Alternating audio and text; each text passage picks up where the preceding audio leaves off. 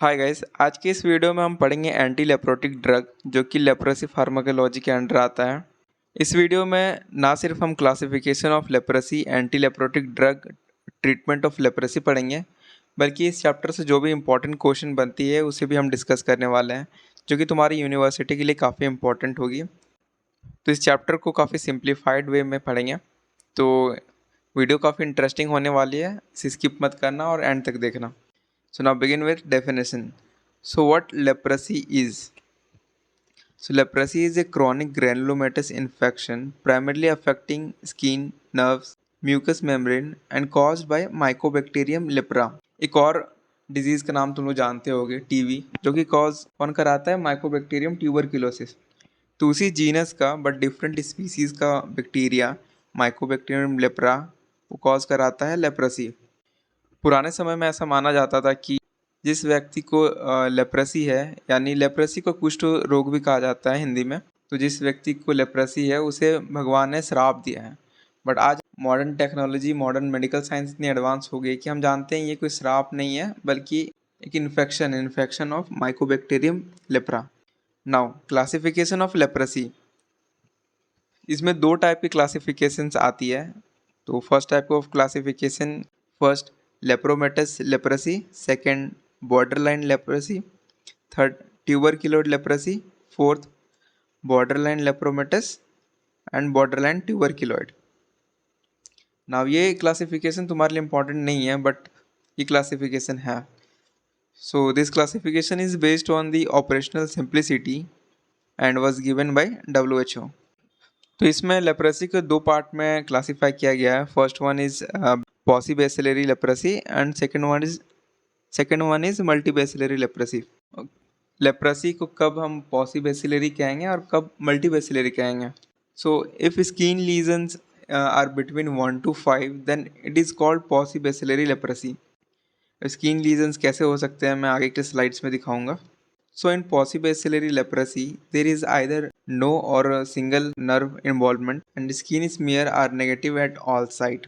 तो अगर मान लो ये हमारा स्किन लीजन है, इसमें से स्मेयर अगर बनाते हैं हम, अब नेगेटिव आने के पीछे का रीज़न यही है कि इसमें बैक्टीरियल लोड काफ़ी कम होता है, जिसकी वजह से स्मेयर नेगेटिव आती है। वही अगर हम देखें मल्टीबैसिलरी लेप्रेसी, तो there are either 6 or more than 6 skin lesions are present on the body and more than one nerve involvement is there and skin smear should be positive at any one site, at least any one site।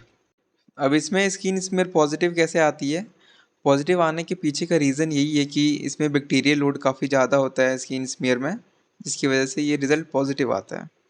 इस photo में तुम लोग जैसे कि देख सकते हो कि स्किन लीजन्स कैसे प्रेजेंट हो सकते हैं। तो ऐसे बड़े बड़े स्किन लीजन्स प्रेजेंट होती है। तो अगर ये बिटवीन 1 to 5 है तो इसे तो हम पॉसीबैसिलरी लेप्रेसी कहेंगे, और अगर ये आइदर इक्वल टू और मोर देन 6 है तो इसे मल्टीबैसिलरी लेप्रेसी कहेंगे। अब इसी का अगर स्मेयर हम बनाते हैं और अगर ये नेगेटिव आता है तो वही सेम पॉसीबैसिलरी, अगर पॉजिटिव आता है देन मल्टीबैसिलरी।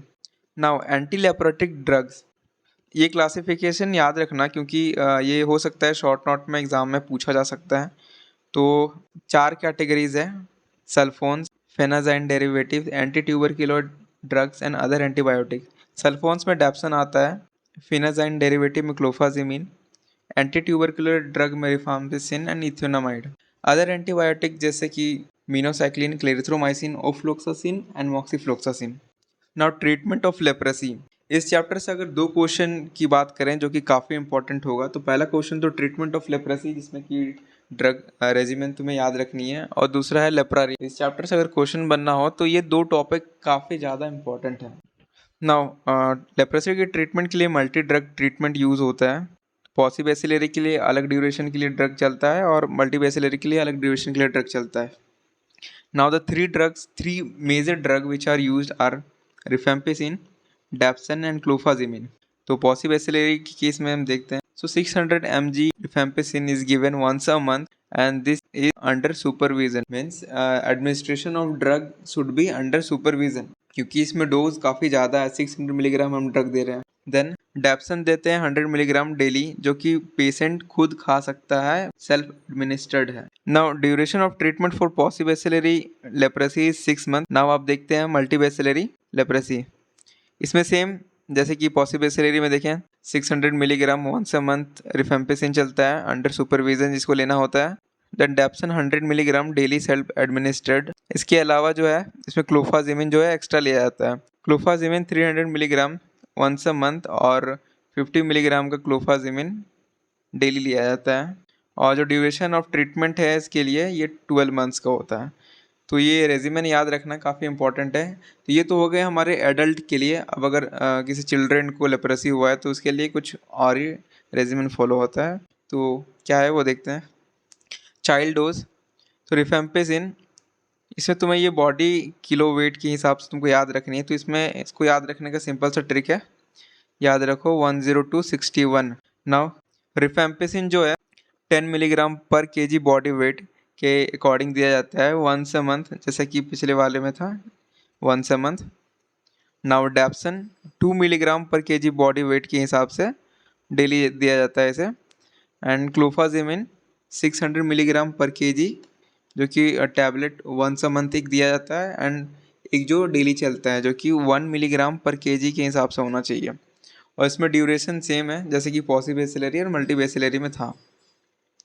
नाउ लेप्रा रिएक्शन, जो कि चैप्टर का लास्ट पार्ट है और काफ़ी इंपॉर्टेंट है। इसे शॉर्ट नोट तो तुम समझ लो कि इंपॉर्टेंट है कि आ सकता है। Now what is lepra reaction? So it is acute inflammatory episode that occur in a patient with leprosy. तो ये एक्यूट इन्फ्लेमेटरी एपिसोड है जो कि पेशेंट विथ लेप्रेसी में होता है। तो ये आइदर बिफोर और ड्यूरिंग और आफ्टर द ट्रीटमेंट हो सकता है। तो ट्रीटमेंट चल रहा हो तब भी हो सकता है, उससे पहले भी हो सकता है, ट्रीटमेंट के बाद भी हो सकता है। अब इसमें होता क्या है?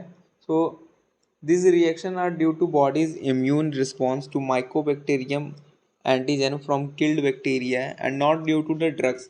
तो इसमें बहुत सारे को कन्फ्यूज़न होता है कि लेप्रा रिएक्शन हो रहा है, लेप्रेसी हुआ है और ट्रीटमेंट चल रहा है, तो मे भी हो सकता है कि ड्रग्स की वजह से हो रहा है, तो ड्रग्स ले रहे हैं उसकी वजह से ये साइड इफेक्ट टाइप में लेप्रा रिएक्शन हो रहा है। बट ऐसा नहीं होता है।